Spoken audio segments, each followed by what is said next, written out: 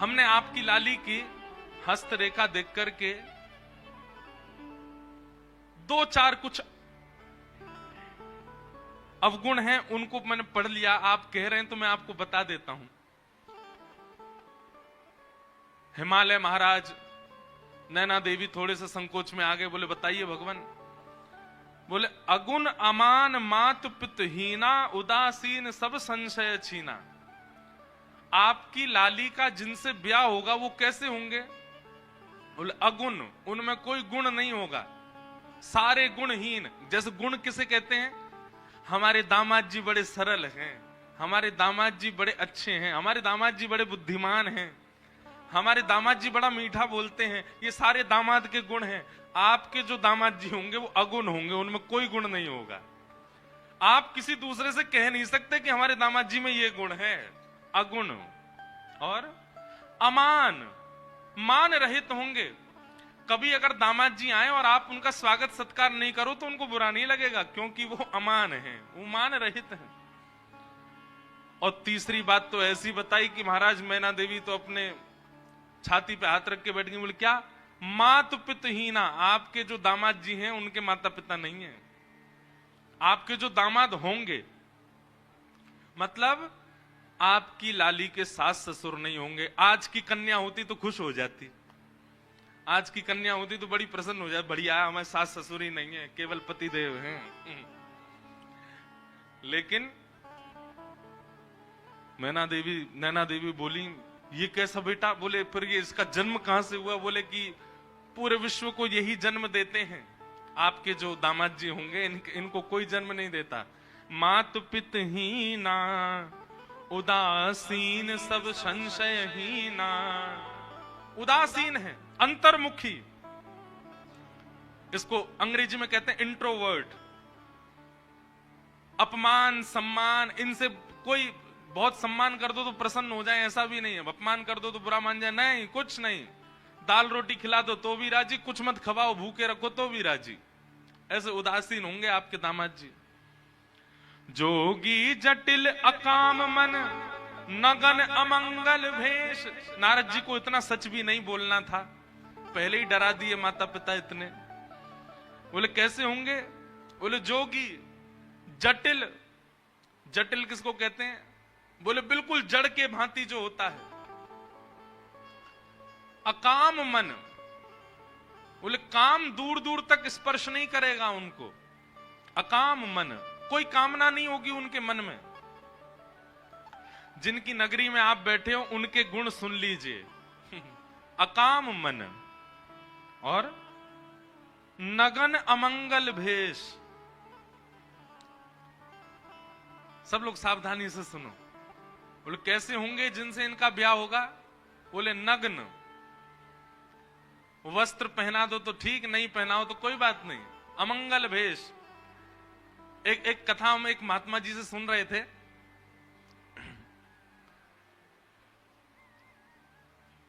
प्रभु श्री राम जब चित्रकूट पहुंचे तो चित्रकूट को देख करके राम जी को बहुत अच्छा लगने लगा। बोले ये बहुत बढ़िया जगह है। लक्ष्मण जी से कहा, लक्ष्मण जी तुम जाओ, जाकर के यहाँ कोई राजा हो या इस नगर के कोई स्वामी हो, उनसे एक बार परमिशन ले लो कि हम यहाँ रह लें, और अगर वो कह दें कि रह लो तो कैसे रहना है, उसका कुछ नियम हो तो बता दें। लक्ष्मण जी महाराज चित्रकूट में विचरण करते करते जैसे ही गए, इतने में ही महादेव आ गए वहां पर। और महादेव एक जोगी के भेष में बैठे थे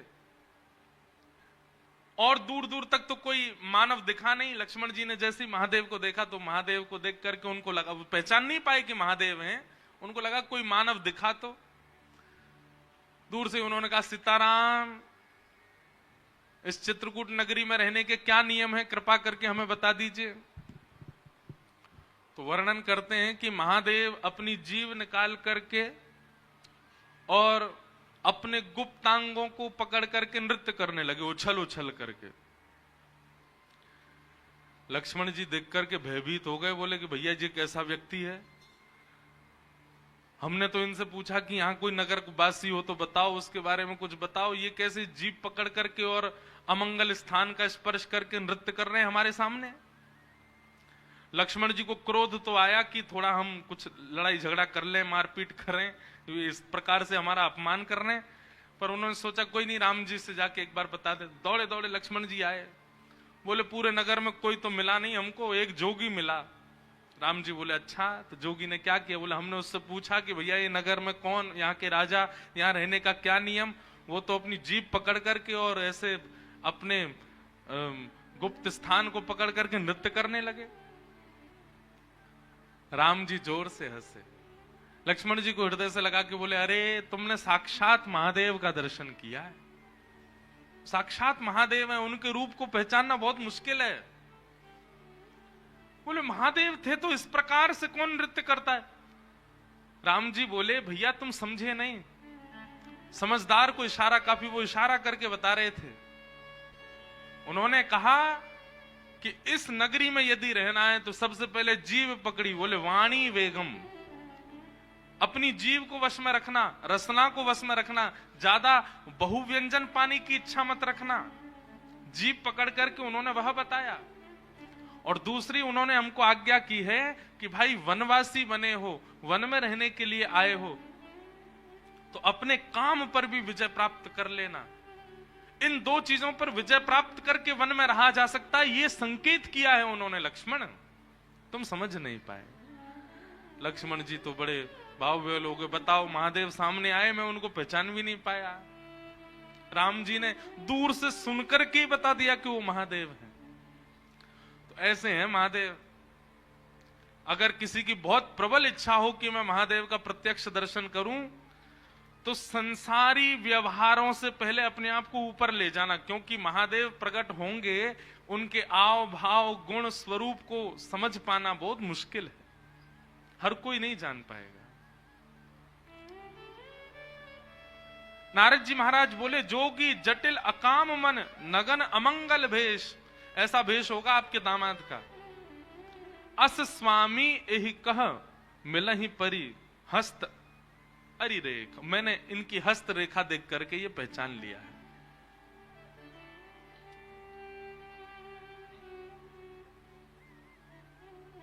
नैना देवी, हिमालय महाराज तो बिल्कुल नेत्रों में आंसू आ गए।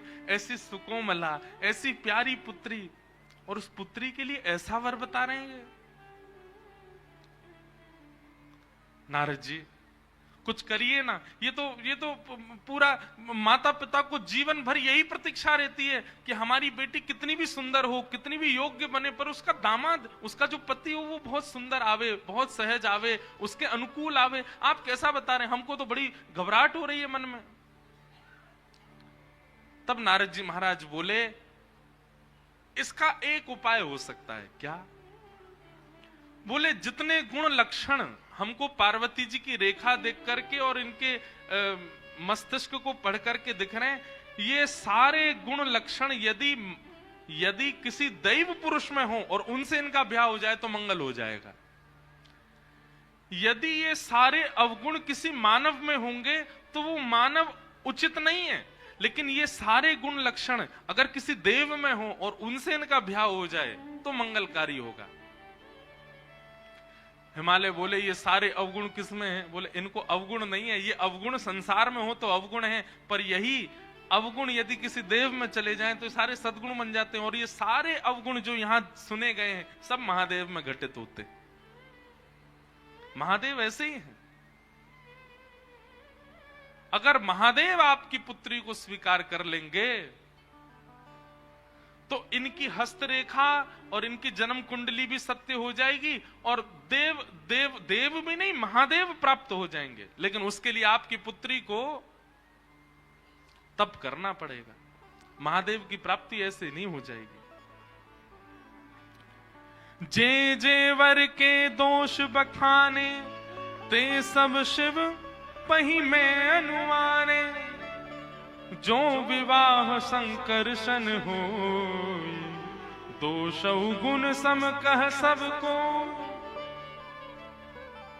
हमने जितनी बात बताई है अगर ये किसी मानव में होंगे वो सारे दोष हैं, पर अगर ये शिव में घटित हों और उनसे इनका ब्याह हो जाए तो सारे अब सद्गुण हो जाएंगे, सद्गुण हो जाएंगे। शंभु सहज समरथ भगवाना, एह विवाह सब विधि कल्याणा। अगर शंभु से आपकी पुत्री का ब्याह हो जाए तो इनका कल्याण हो जाएगा। आपकी लाली के होने वाले वर में जो जो दोष हैं वो केवल और केवल अब तप से ही दूर हो सकते हैं। तब से महादेव प्रसन्न होंगे और महादेव ब्याहने के लिए आ गए तो सारे अवगुण सगुण बन जाएंगे। आप जाओ, जाकर के अपनी पुत्री को कहो कि वो तप करना प्रारंभ करे। पुत्री जी अपने हृदय में श्री महादेव का चिंतन करके निकल पड़ी हैं तप करने के लिए।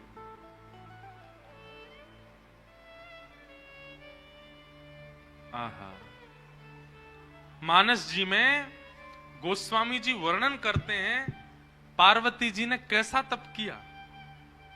बोले अस तप काहू न कीन भवानी, ऐसा तप आज तक किसी ने किया ही नहीं।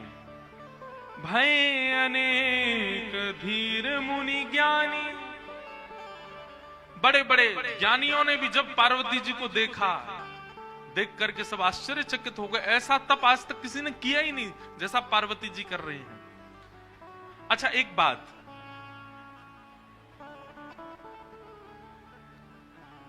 अब व्यवस्था में तप करना, जैसे कि पार्वती जी अत्यंत रूपवान हैं, पार्वती जी के पिता अत्यंत संपन्न हैं, जन्म से ही लाड़ प्यार और सब प्रकार की अनुकूल परिस्थितियां पार्वती जी ने देखी हैं, और उसके बाद में इस प्रकार का तप कर रही हैं, ये आश्चर्य की बात है। और जिस व्यक्ति ने बचपन से ही कुछ देखा ही नहीं, बिल्कुल अभाव ही देखा, वो तप कर ले तो कोई बड़ी बात नहीं, उसने बचपन से ही तप किया है। लेकिन पार्वती जी, उन्होंने तो जीवन में अभाव देखा ही नहीं है और आज वे जाकर के तप कर रही हैं, तो उनका तप अति विलक्षण है। आहा,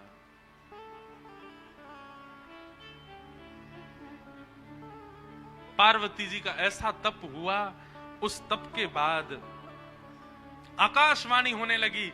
बोले हे पार्वती जी, हे जगदम्बा पराम्बा, हे हिमालय पुत्री, आप जिस कारण से तप कर रही हैं आपका तप निश्चित पूर्ण होगा, और जिनकी प्राप्ति के लिए आप तप कर रही हैं वो आपको प्राप्त होंगे। आहा, पार्वती जी के विषय में बताया गया। और अब यहां महादेव की स्थिति सती जी के जाने के बाद की बता रहे हैं। जब ते सती जाई तनु त्यागा, तब ते शिव मन भयउ विरागा।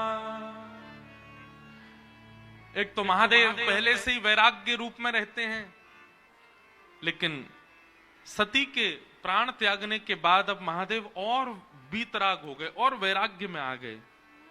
जपहि सदा रघुनायक नामा, जहां तहां सुनहि राम गुण ग्रामा।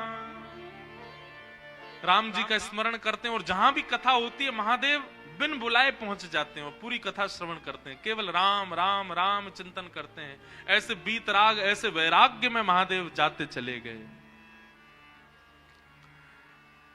ऐसे ही चलते चलते चलते बहुत समय निकल गया। बंधुओं, गोस्वामी जी महाराज आगे जो वर्णन कर रहे हैं उस भाव को पढ़कर के एक मन में भाव आता है। हम भजन की श्रेष्ठता किसमें मानते हैं? हम भजन की श्रेष्ठता मानते हैं कि हमारे भजन से हम जिसका भजन कर रहे हैं वो प्रकट हो जाए। हम इसी को भजन की श्रेष्ठता मानते हैं। राम जी का इतना स्मरण किया, इतना ध्यान किया महादेव ने। प्रगटे राम कृतज्ञ कृपाला, प्रगटे राम कृतज्ञ कैसा रूप? रूपशील निधि तेज विशाला, रूपशील निधि तेज विशाला। बहु प्रकार शंकरी सराहा, बहु प्रकार शंकराई सराहा। तुम बिन व्रत को निर्वाहा, तुम बिन व्रत को निर्वाहा। सती के जाने के बाद महादेव ने ऐसा व्रत किया, ऐसा तप किया, ऐसा स्मरण किया राम जी का कि राम जी को प्रकट होना पड़ा। प्रसन्न मुद्रा में श्री राम जी प्रकट हो गए महादेव के सामने। आगे जो हुआ वो अद्भुत है। नियम तो आज तक हमने ऐसा सुना है कि देव प्रकट होकर के कहते हैं कि वरदान मांगो, परंतु राम जी प्रकट होकर के महादेव से कह रहे हैं हमको वरदान दे दो। महादेव की प्रतिज्ञा से, महादेव के तप से राम जी प्रकट हो गए और प्रकट होकर के राम जी महादेव से बोले हम आपसे बहुत प्रसन्न हैं, आपके भजन से बहुत प्रसन्न हैं, अब हम आपसे कुछ मांगना चाहते हैं। ये तो उल्टा ही हो गया। भजन उसको श्रेष्ठ मानो कि आराध्य प्रकट होके कहे कि हमको कुछ दे दो। अब बिनती मम सुनहु शिव, जोमो पर निज नेह, जाई विवाहु शैल जही, यह मुहि मांगो दे।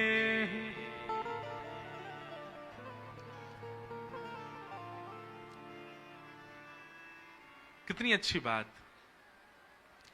हमने ठाकुर जी की इतनी आराधना की, हमने गिरधर लाल की इतनी आराधना की कि श्री गिरधर लाल जी प्रकट है करके हमसे मांग रहे हैं। परब्रह्म देने के लिए संसार को आते हैं, पर जब प्रेम से कोई पुकारता है तो परब्रह्म देने नहीं आते, मांगने आते हैं। कुछ मांगो। राम जी मांग रहे हैं, हे शंकर जी आपने इतनी तपस्या की, मैं बहुत प्रसन्न हूं, अब मुझे कुछ दे दीजिए।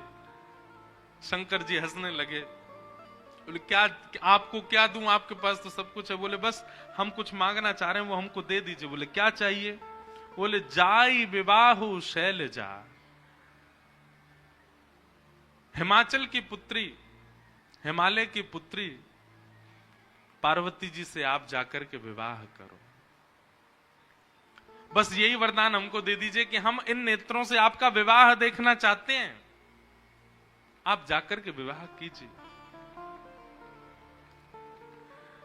शंकर जी जैसे ही राम जी के वचन सुने, वचन सुनकर के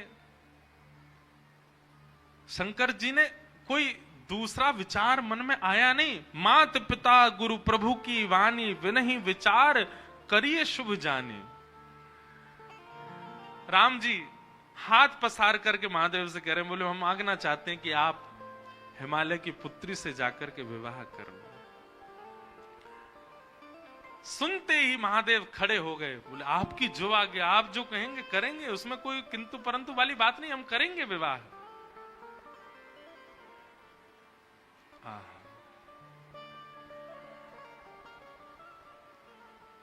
राम जी की पावन छवि को अपने हृदय में विराजमान करके राम जी की आज्ञा मानने को स्वीकार हो गए महादेव। सप्त ऋषियों को बुलाया और सप्त ऋषियों को बुला करके कहा कि राम जी ने एक कन्या ढूंढी है हमारे लिए, हिमालय की पुत्री है, आप जाकर के उसकी प्रेम की परीक्षा लेकर के आओ, कैसी है। सप्त ऋषियों को भेजा। आहा, सप्त ऋषि हिमालय की उस कंदरा में गए जहां पार्वती बैठ करके तपस्या कर रही थी। ऋषि ने गौरी देखी तह कैसी, मूरति मंत तपस्या जैसी। सप्त ऋषि लेने के लिए गए थे परीक्षा, पर दूर कंदरा में बैठी हुई जैसे ही गौरी को देखा, पार्वती जी को देखा, तो सप्तऋषि बोले उनको कन्या नहीं दिखाई दी, उनको शैलजा नहीं दिखाई दी, उनको पार्वती नहीं दिखाई दी, तो बोले साक्षात तपस्या ही मानो बैठी हो, ऐसी लग रही है पार्वती जी। जिन महादेव, अच्छा एक बात बोले, महादेव को आज भी प्राप्त करना तपस्या से कम नहीं है। आज भी इतने सहजता से महादेव मिलते नहीं है। थोड़ी थोड़ी तपस्या तो सबको करनी पड़ती है, चाहे थोड़ी सही करनी तो पड़ती है। हमको रामेश्वरम आना पड़ा तो आने में ही तपस्या हो गई। जो लोग ट्रेन से आए हैं उन्होंने तो घनघोर तपस्या करी है, पर जो फ्लाइट से आए हैं उनकी भी तपस्या कम नहीं है। दिल्ली से उड़ो पहले मदुरई की, अब तो सीधी फ्लाइट है, पर बीच में पहले हम आते थे सीधी नहीं थी, पहले चेन्नई रुको, फिर चेन्नई से दूसरी फ्लाइट पकड़ो, फिर मदुरई आओ, फिर मदुरई से गाड़ी चला के लौट के आओ, फिर यहाँ की भीड़ भाड़ में लग के जैसे तैसे। थोड़ा तप तो करना ही पड़ता है, बिन तप शिव नहीं मिलते। और शिव का स्वरूप क्या है? विश्वास। बिना तप के विश्वास प्रकट नहीं होता, तप तो करना पड़ता है। और जब अर्धांगिनी बनना है तो साक्षात तपस्या का रूप धारण करना पड़ेगा।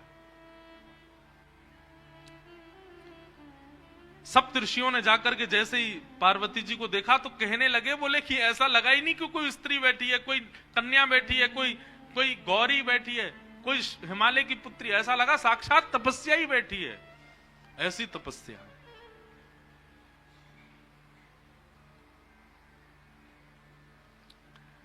सप्त ऋषियों ने पहले तो देख करके आनंदित हो गए, लेकिन कहा कि महादेव की आज्ञा है, जाकर के इनकी परीक्षा लें। सप्त ऋषियों ने जाकर के परीक्षा ली। बोले बताओ ए कन्या, तुम यहां बैठ करके क्यों तपस्या कर रही हो? तुम्हारी तपस्या का कारण क्या है? पार्वती जी कह रही हैं,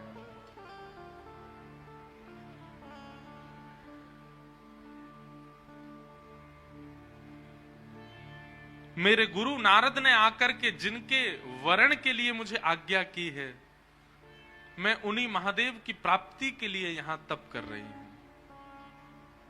उन्हीं महादेव की प्राप्ति के लिए यहां बैठी।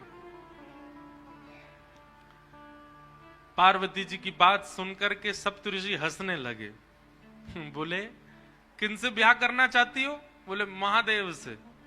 बोले वो महादेव जिनका रहने का ठिकाना नहीं, खाने का ठिकाना नहीं, पीने का सोने का ठिकाना नहीं, भभूति रमा करके जो रहते हैं, भूत प्रेतों के बीच जो रहते हैं, अरे जिनके ऊपर छत भी नहीं है, आकाश ही जिनकी छत है, ऐसे महादेव जिनके खुद के पहनने के वस्त्र दूसरे नहीं होते, उनसे तुम ब्याह करना चाहती हो? भूखी रह जाओगी, भोजन तक नहीं मिलेगा तुमको। कैलाश में रहते हैं, इतनी शीतल हवा चलती है वहां, ओढ़ने के लिए कंबल तक नहीं मिलेगा, भोजन करने के लिए अन्न तक नहीं मिलेगा। महादेव की जितनी अप्रशंसा हो सकती थी, ऋषियों ने महादेव की आज्ञा से ही की पार्वती जी के सामने। उनसे ब्याह करने का क्यों मन बनाती है? हमने तुम्हारे लिए उचित वर देखा, तुमने तपस्या तो की, तुम्हारा तप व्यर्थ नहीं जाएगा। हमने तुम्हारे लिए एक उचित वर देखा है, उससे तुम्हारा ब्याह करा देंगे। सप्तऋषि बोले हमने तुम्हारे लिए देखा श्रीपति नारायण, शंख चक्र गदा पद्म नारायण, वैकुंठ निवासी, दूषण रहित सकल गुण राशि, श्रीपति पुर वैकुंठ निवासी। हे पार्वती, तुम्हारे लिए हमने सुयोग वर देखा, जैसा तुम्हारा रूप स्वरूप है, तुम जिनके बगल में खड़ी होकर के बिल्कुल सुसज्जित लगोगी, वो तो श्रीपति नारायण हैं, उनसे तुम्हारा ब्याह करा दे। श्रीपति नाम सुनते ही पार्वती जी हंसने लगी। वाह, हे ऋषियों, आप सबको मैं प्रणाम करती हूं। आपने अभी अभी कहा श्रीपति, श्री यानी कि लक्ष्मी, और उनके जो पति हैं, मतलब जो पहले से ही विवाहित हैं, आप उनसे हमारा विवाह करवाना चाहते हो? आप हमको आकर के मार्ग दिखा रहे हो कि कलेश करवाना चाह रहे हो? मतलब हम विवाह करके वहां वैकुंठ में जाएं और फिर श्री यानी कि लक्ष्मी और हमारे बीच में विवाद ही बना रहे। क्षमा करें, इस तप के बल हमको वो सब नहीं चाहिए। नारद वचन न मैं परिहरऊ, बसऊ भवन उर्जरु नहीं डरहु, गुरु के वचन प्रतीत न जये, सपने हूं सुगम न सुख निधते हूं। पार्वती जी कह रही हैं, मुझे अपने गुरु पर बहुत भरोसा है। मेरे गुरु ने मेरे लिए जो चुना है वो चाहे अब जैसा हो मैं उसी के साथ रहूंगा। जो गुरु आज्ञा पर भरोसा नहीं करता, गुरु आज्ञा का पालन नहीं करता, उसको सपने में भी कभी उसका सफल नहीं हो सकता, उसका कभी मनोरथ सिद्ध नहीं हो सकता। मुझे अपने गुरु पर बहुत भरोसा है। भरोसो दृढ़ इन चरण के। बंधुओं, ये बातें ना आप लोग कथा में तो खूब भाव से सुनते हो, पर पालन नहीं करते, ये बात हम जानते हैं। हम लोग सारे नियमों का पालन कर लेते हैं, लेकिन विश्वास नहीं रखते ठाकुर के प्रति, गुरु के प्रति। जिन उमा पार्वती को आप देख रहे हैं, ये पार्वती जी को जाकर के आप कुछ मांगे चाहे ना मांगे, आज मेरे कहे से जाइएगा, महादेव का केवल दर्शन कीजिएगा, मांगने के लिए पार्वती जी के सामने जाइएगा और झोली फैला करके कहिएगा, माता पिता गुरु और शास्त्रों के प्रति हमारा अखंड विश्वास प्रकट हो। हे पार्वती जी, ये वरदान हमें प्रदान करो, क्योंकि विश्वास की साक्षात प्रदाता आप हैं।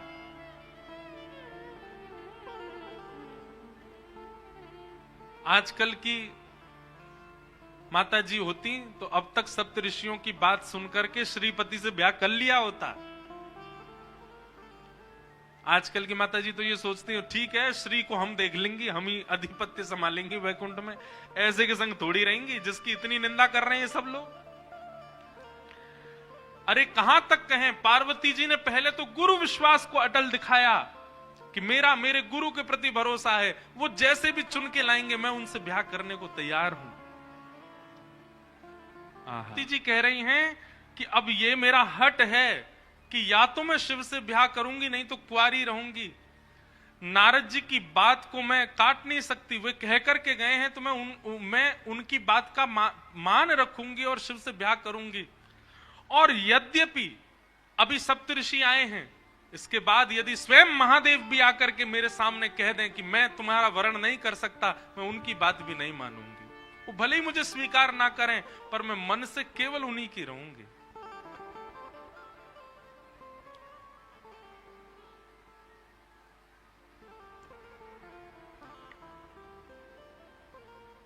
एक बात हम कहते हैं, व्यक्ति ने संसार में हर वस्तु की जिद की और जिसकी जिद की उसको पा लेता है वो। आपने देखा कभी?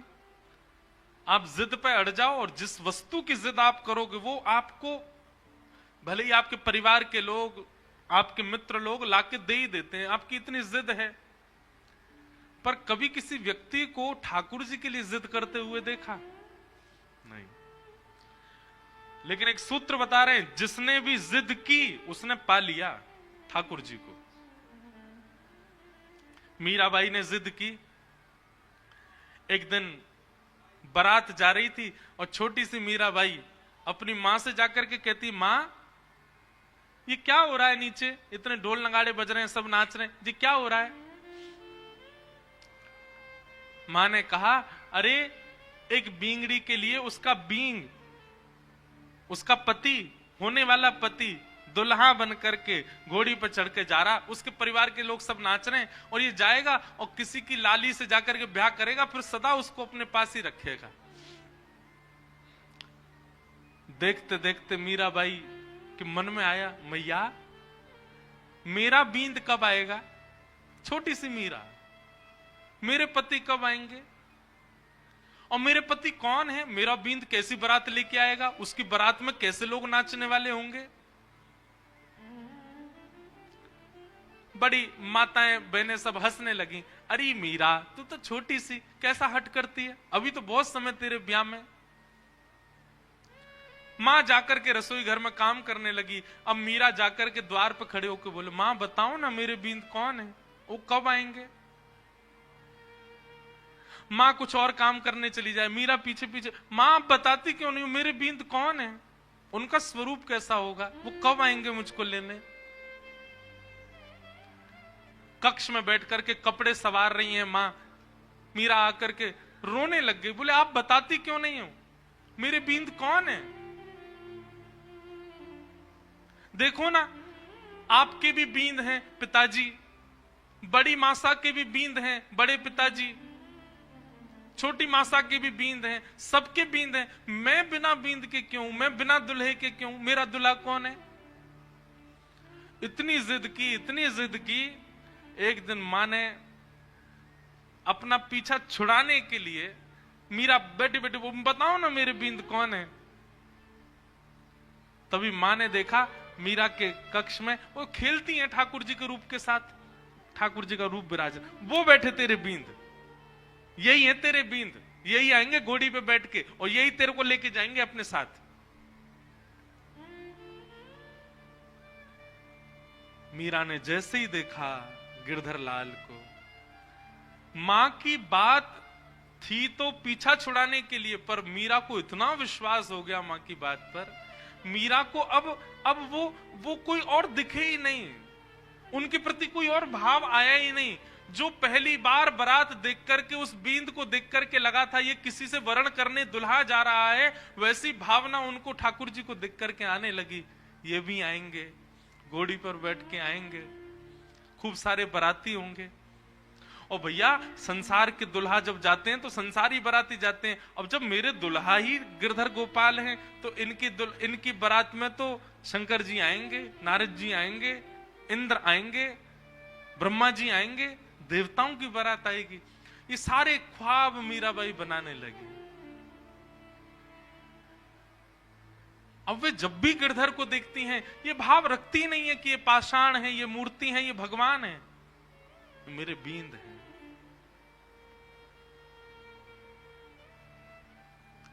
कुंवर भोजराज के साथ जब विवाह निश्चित कर दिया घर के लोगों ने, मीराबाई अपनी मां से जाकर के रोती हैं, मां आपने झूठ क्यों कहा मुझसे, आप तो पहले मुझे बता चुकी हैं कि मेरे बींद, मेरे पति तो वो हैं, और ये आप किसी अन्य राजकुमार, मेवाड़ के राजकुमार को सामने बैठा करके हमारा भाव करवा रही हैं। मां ने हंस के कहा, बोले वो तो मजाक में कहा था, वो तो ऐसे ही, तू बालिका थी ना इसलिए कह दिया था। बोले आपने मजाक में कहा था, पर मैं तो तब से इनको ही पति मानती हूं।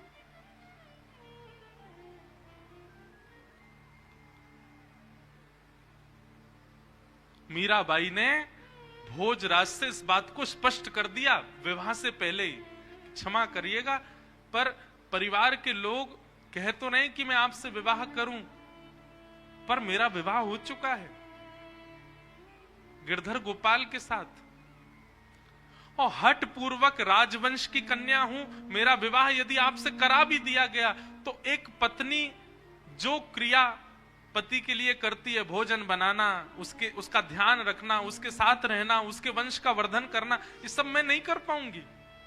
मैं इस योग्य नहीं हूं, मैं इस लायक नहीं हूं, मैं आपको पहले ही बता रही हूं, ताकि आप ही मना कर दीजिए कि मुझसे आपका ब्याह हो।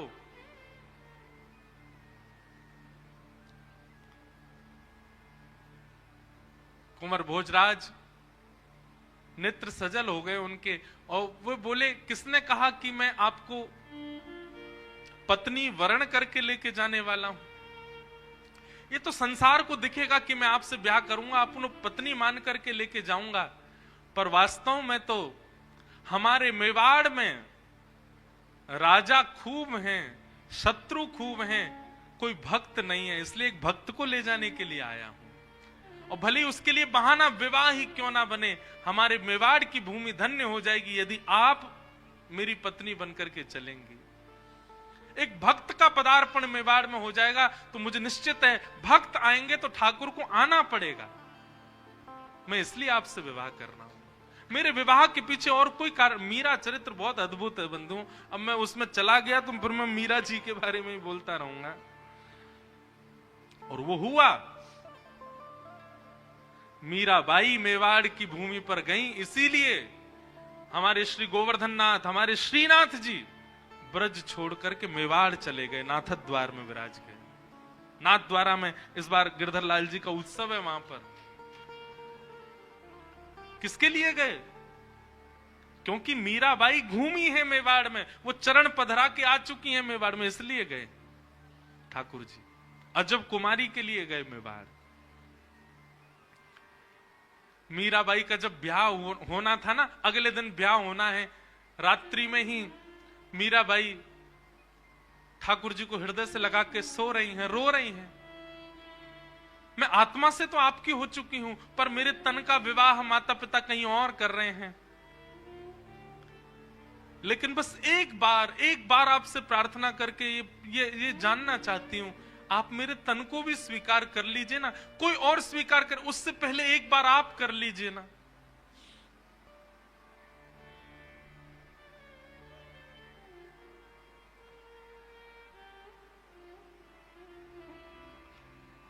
प्रातःकाल जिस दिन विवाह मीराबाई का होना था, मां ने जैसे ही जाकर के मीरा के कक्ष को खोल करके देखा, मीराबाई 16 श्रृंगार करे सोई हुई हैं। मांग में सिंदूर भरा हुआ है, हाथ सारे नवीन प्रकार के हल्दियों से, मेहंदियों से, कुमकुम से रचे हुए हैं।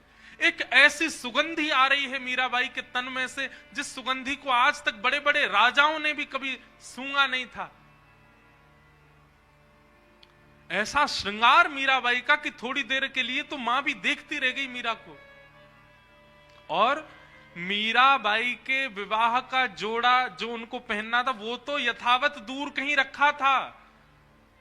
वह जोड़ा भी ऐसा था कि मेड़ता और मेवाड़ में आज तक किसी राजकन्या ने ऐसा जोड़ा नहीं पहना था। लेकिन उस जोड़े को भी लज्जित करने वाला जोड़ा मीराबाई ने पहले ही पहन रखा है और पहन करके लेटी हुई है।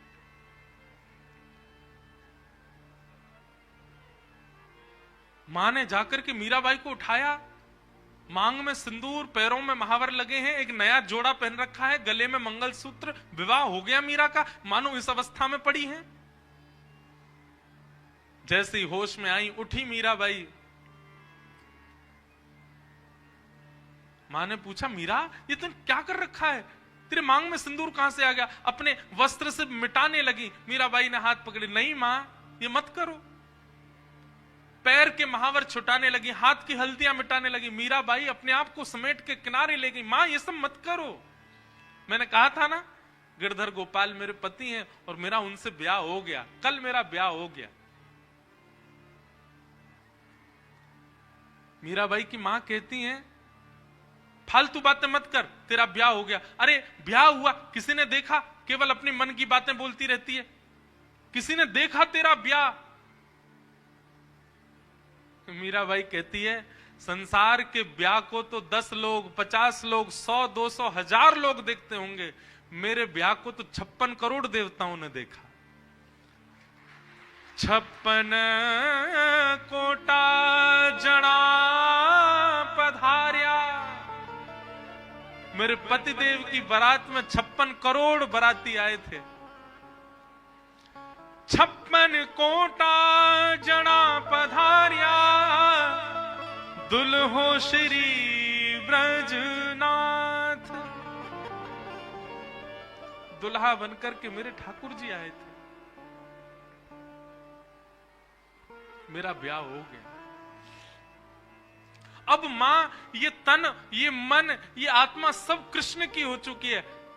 अब मुझे इसके लिए कोई और परवाह, अब तुम चाहे जहां मुझे भेज दो, मेरा ब्याह तो हो चुका है। अब ब्याह का केवल आप नाटक करके भले ही मुझे कहीं भेज दो, मेरा ब्याह हो चुका है। अब मुझे कोई परवाह नहीं। ब्याह के दिन कन्या इतनी उदास रहती, पर मीराबाई आज बड़ी प्रसन्न है। विदाई में रोई भी नहीं मीराबाई। क्यों? प्रसन्नता है, कृष्ण से मेरा ब्याह हो गया।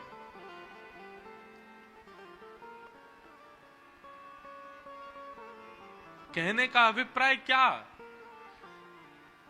संसार ने, संसार के लोगों ने संसार की जिद की, और जिसकी जिद की वो मिल जाता है उनको। हट करने पर जिस वस्तु के प्रति हट किया गया वो प्राप्त हो जाता है, पर हमने कभी ठाकुर जी के लिए हट किया ही नहीं, हमने ठाकुर जी के लिए जिद की नहीं। कल की एक घटना बताएं। कल यहां हम कथा करके जा रहे थे तो एक साउथ इंडियन फैमिली आई थी यहां, उनको हिंदी भी नहीं आती पर थोड़ी थोड़ी समझ आती है तो कथा सुनते हैं। श्रीरंगम से आए थे तो वो बोले कि हम गोदाम्बा जी की माला लाए हैं लाल जी के लिए, आप कृपा करके हमें बुला लो। मैंने कहा आप आ जाओ।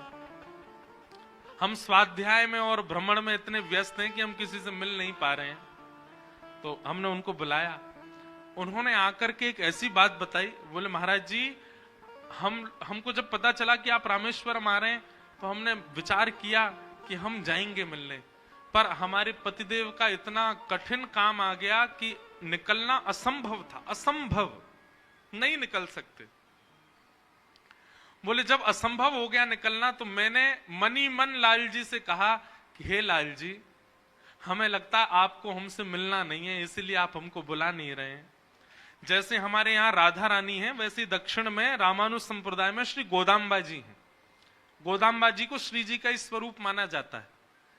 उनका और ठाकुर जी का यहाँ नित्य विहार की कई चर्चाएं होती हैं। अभी समय भी नहीं है, नहीं तो मैं सुनाता कई भाव। तो बोले हमने वहीं बैठे बैठे आपके लाल जी को एक प्रलोभन दिया। मैंने क्या दिया? बोले हमने कहा हे लाल जी, यदि आपने हमको बुला लिया तो हम अंडाल यानी कि श्री रंगनाथ भगवान के समीप विराजने वाली गोदाम्बा जी की गले की पहनी हुई माला आपके लिए लेकर के आएंगे। मतलब किशोरी जी की गले की माला लेके आएंगे आपको पहनाने के लिए, आप कैसे भी हमको बुला लो। बोले महाराज जी हम रात में आपके लाल जी का चिंतन करके ये कह के सोए हैं कि हे लाल जी, अगर आपने हमें बुला लिया तो हम गोदाम्बा जी की गले की माला आपके लिए लेके आएंगे।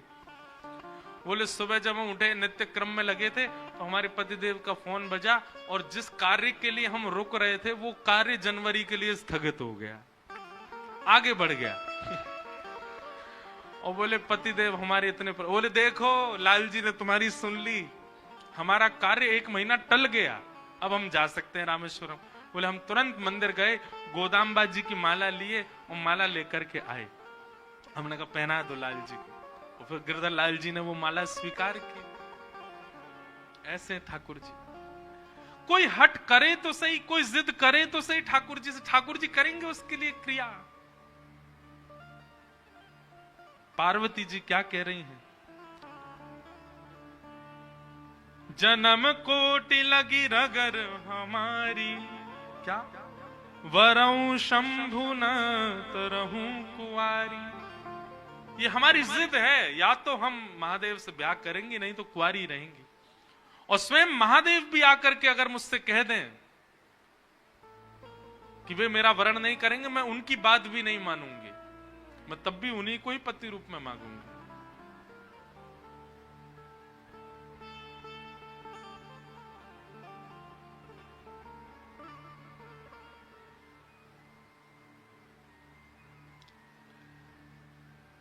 सप्त ऋषियों के पैरों में पड़ गई पार्वती जी और पैरों में पड़ करके बोली अब हम आपसे प्रार्थना कर रही हैं कि आप सब हमको जिद करके हमारे तप को रुकवाइए मत,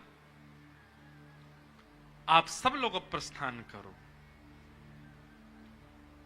उसी काल में बंधुओं एक तारकासुर नाम का एक दैत्य था जिसने देवताओं की नाक में दम कर रखा था, देवताओं का वध करने के लिए तत्पर हो रहा था। सबने जाकर के पूछा कि ये तारकासुर मरेगा कैसे? तब किसी ने बताया, बोले कि भैया इसको मारने का एक ही उपाय है। बोले क्या? शंकर जी का यदि पुत्र जन्म ले और वो इसको मारे, उसी के हाथों ये मरेगा। देवता सब सोचने लगे ये कैसे होगा, शंकर जी तो परम वीतराग होकर के बैठे, उनका ब्याह कैसे होएगा? वो तो ब्याह करना दूर दूर तक उनका कोई संभावना नहीं। तब ब्रह्मा जी ने कहा देवता आप सब लोग अब प्रयोजन करो, कैसे भी करके शंकर जी का मन बनवाओ, उनका मन बनेगा तो ही तारकासुर का वध हो सकता है।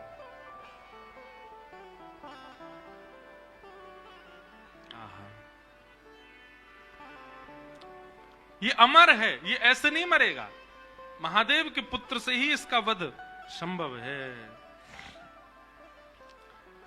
देवता देवताओं के पास एक ही उपाय है किसी का भी तप नष्ट करवाने के लिए। कौन? कामदेव। सब देवता कामदेव के पास गए। पठहु काम जाई शिव पाहि, करे क्षोभ शंकर मनु माहि। तब हम जाई शिवहि शिर नाई, करवाऊ विवाह बरियाई।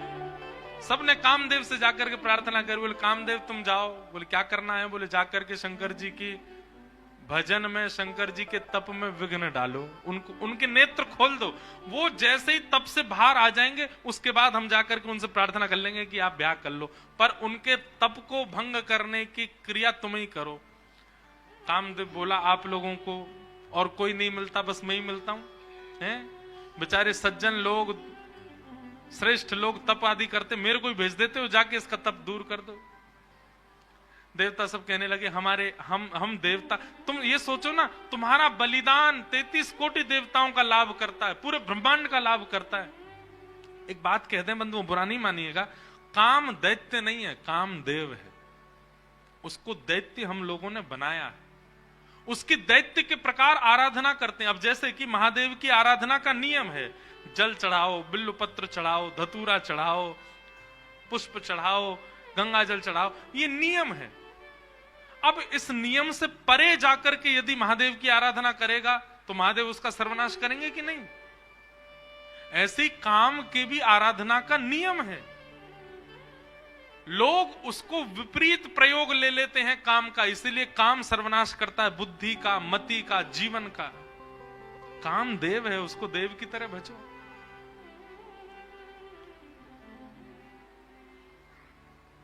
सब देवताओं ने जाकर के कहा हे कामदेव तुम जाओ और जाकर के महादेव के तप को भंग करो।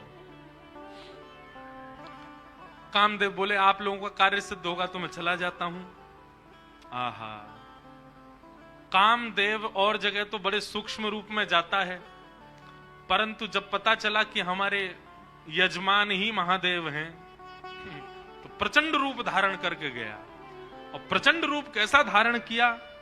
सबके हृदय मदन अभिलाषा, लता निहारी नवहि तरु शाखा, नदी उमगी अम्बधु कहु धाई, संगम करहि तालाब तलाई। अरे महाराज, कामदेव केवल चैतन्य के अंदर आ गया नहीं, जड़ में भी काम प्रकट हो गया। ऐसा कामदेव ने आकर के आक्रमण किया पृथ्वी पर।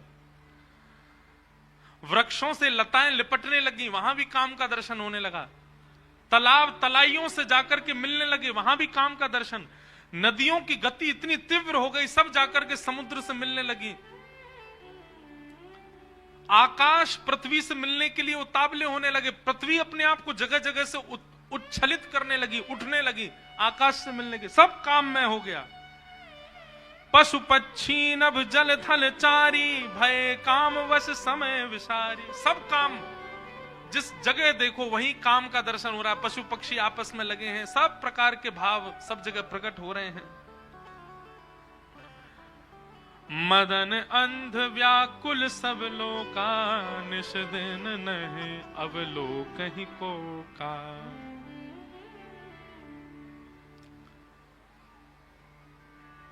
पुरुषों को अपने अलावा पूरी सृष्टि स्त्री में लगने लग गई और स्त्रियों को अपने अलावा पूरा विश्व पुरुष में लगने लगा। और काम की ज्यादा व्याख्या करनी नहीं है, पर बस हम ये इसलिए कर रहे हैं, जिन महादेव को आप दर्शन करते हो ऐसी स्थिति में भी डगमगाए नहीं, अपने ध्यान में बैठे रहे।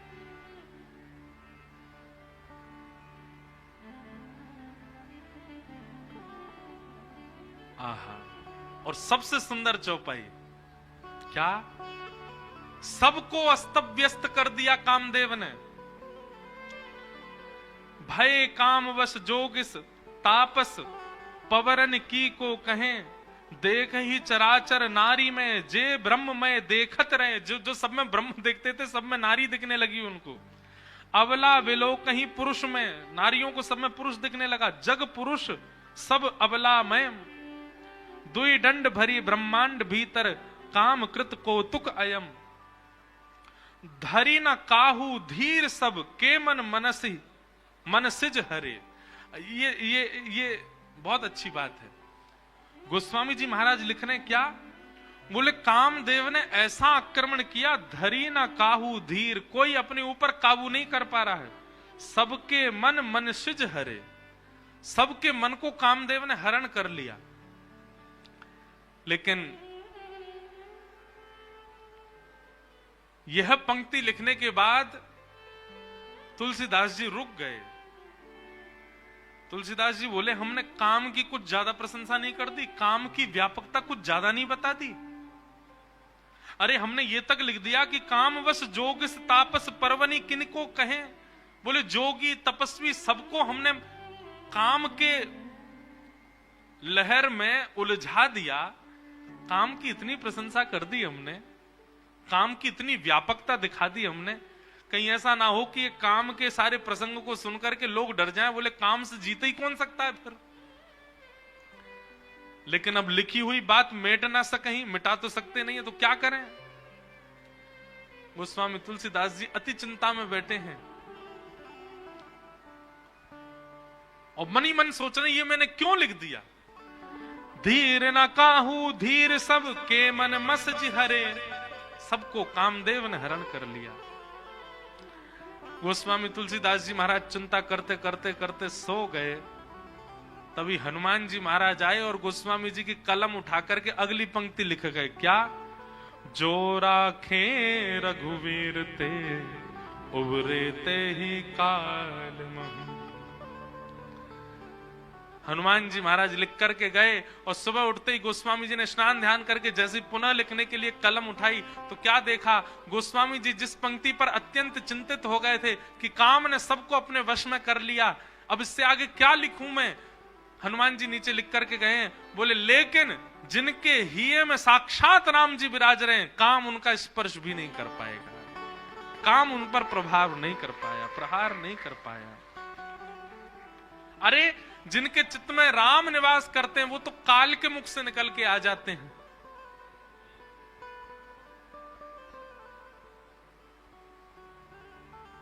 काम कैसे आक्रमण करे। सब जगह काम ने अपनी व्यापकता बिछा ली। अब कामदेव हिमालय की ओर गया, कैलाश पर गया और कैलाश पर जाकर के भी ऐसी सुंदर सुगंध उत्पन्न होने लगी, सुंदर सुंदर पुष्प होने लगे, जिनसे भी काम प्रकट हो जाए वो सारा वातावरण पूरे विश्व में प्रकट कर दिया। ऐसा प्रचंड काम प्रकट हुआ, लाखों वर्षों से तप कर रहे जोगी तपी भी अपने आप पर काबू नहीं कर पा रहे हैं।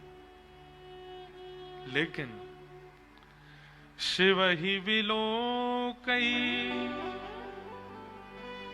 ससंग उमारू, भयउ जथाथित सब संसार। सबको अपने वश में करने वाला कामदेव जैसे ही हिमालय पर गया, कैलाश पर गया और कैलाश पर जाकर के जैसे ही उसने शंकर जी का दर्शन किया, शंकर जी को देखते ही काम भी उनके ऊपर मोहित हो गया। ऐसा सुंदर रूप, ऐसा सुंदर वदन, ऐसी सुंदर जटा, ऐसी शीलता, ऐसी सौम्यता, मानो कामदेव भी सामने बैठ गया और शंकर जी का दर्शन करने लगा। उनके रूप को देख करके कामदेव भी मोहित होने लग गया। अपने वश में कर लिया कामदेव ने, लेकिन महादेव के रूप को देख करके काम भी स्थिर हो गया। तभी मानो देवताओं ने जाकर के चेता, ए कामदेव तू काम करने गया है वहां पर कि तू खुद ही समाधि में बैठने गया है, जा उनके नेत्र खुलवा कैसे भी। कामदेव बोला मैंने सारे प्रयास कर लिए हैं, सब देखो पूरा विश्व काम में हो गया, पर इन पर कोई प्रभाव ही नहीं हो रहा है। तब कामदेव ने दूर देखा, एक आम का वृक्ष, उस पर चढ़ गया और एक पुष्प का बाण लेकर के कामदेव ने वहीं से महादेव का संधान किया। अब कामदेव को पता था कि अब मेरी मृत्यु निश्चित है, क्योंकि जब मेरे सारे बाणों से कोई काम नहीं बना, अब मैं इनको हठ पूर्वक उठाऊंगा और इनकी तप अग्नि निकलेगी, उसमें मेरा मरना निश्चित है। पर कामदेव भी सोच रहा है इनके द्वारा मेरी मृत्यु हो तो मैं भी सफल हो जाऊं। कामदेव ने वृक्ष पर चढ़कर के पुष्प का बाण जैसे ही महादेव के वक्ष पर मारा, वक्ष पर जाकर के बाण जैसे ही लगा तो ध्यान थोड़ा सा भंग हुआ, भ्रगुटी थोड़ी सी जुड़ गई। अनेक वर्षों से समाधि में बैठे हुए महादेव के नेत्र खुले, लाल ताम्र वर्ण के नेत्र हैं। राम स्मरण में बैठे थे, राम जी का ध्यान कर रहे, महादेव के नेत्र खुले। अगल बगल देखा किसने किया ये, तभी वृक्ष के ऊपर बैठे कामदेव को जैसे ही देखा, रुद्र ही देखी मदन भय माना, दुराधर्ष दुर्गम भगवाना। और सुमन चाप निज सर संधाने, अतिरीश तकी श्रवण लगताने। तब शिव तीसर नयन उघारा, चितवत काम भयउ जरि छारा। जैसे ही कामदेव को देखा तीसरा नेत्र खुल गया महादेव का, और तीसरा नेत्र खुलते ही अग्नि प्रज्वलित हो गई, कामदेव जल करके वहीं भस्म हो गया। बोलो रामेश्वर भगवान की। कामदेव जल करके नष्ट हो गया, हाहाकार मच गया। देवता बोले हमने तो नेत्र खुलवाने भेजा था, ये तो कामदेव का बदई हो गया। ब्रह्मा जी बोले कोई बात नहीं, आंख तो खुल गई, अब संभाल लेंगे। रति ने जाकर के, कामदेव की पत्नी ने जाकर के प्रणाम करके कहा भगवान आपने मेरे पति को क्यों मारा, वो तो देवताओं के कार्य की सिद्धि के लिए आया था। महादेव इतने भोले हैं, पति को मार के तुरंत रति से बोले तुम चिंता मत करो, तुम्हारे पतिदेव तुमको प्राप्त हो जाएंगे। बोले कब? जब जदुवंश कृष्ण अवतारा, हो ही हरन महामही भारा। कृष्ण तनय होई पति तोरा, अन्यथा होई वचन अन्यथा होई ना मोरा। द्वापर में जब भगवान श्री कृष्ण का अवतार होगा तो भगवान श्री कृष्ण के पुत्र के रूप में ही तुम्हारे पतिदेव जन्म लेंगे और तुम्हारा उनके साथ विवाह होगा, पुनः विवाह संगम होगा, तब तक तुम प्रतीक्षा करो। महादेव की वाणी को सुनकर के रति प्रसन्न हो गई। सब देवताओं ने जाकर के महादेव से प्रार्थना करी, बोले महाराज पार्वती ने बहुत तपस्या की आपकी प्राप्ति के लिए, अब कृपा करके हमारे नेत्रों को आप आनंद प्रदान कर दो, इन नेत्रों के सामने विवाह आपका देखने का हमारा बहुत मन है। ब्रह्मा आदि देवताओं के विवाह के प्रस्ताव को सुनकर के महाराज महादेव जी ने सर हिलाया, बोले ठीक है, क्योंकि मूलतः तो राम जी पहले वरदान मांग के चले गए ना, उनके बात को हमको पूरी करना है। आहा, तभी सप्तऋषि जिनको परीक्षा लेने के लिए भेजा था, उन्होंने आकर के महादेव को बताया, बोले महाराज हम परीक्षा लेकर के आए हैं और आपकी जो होने वाली कन्या है वो सकुशल है। अब हम जाकर के हिमालय महाराज को आपका थोड़ा यश सुना दें।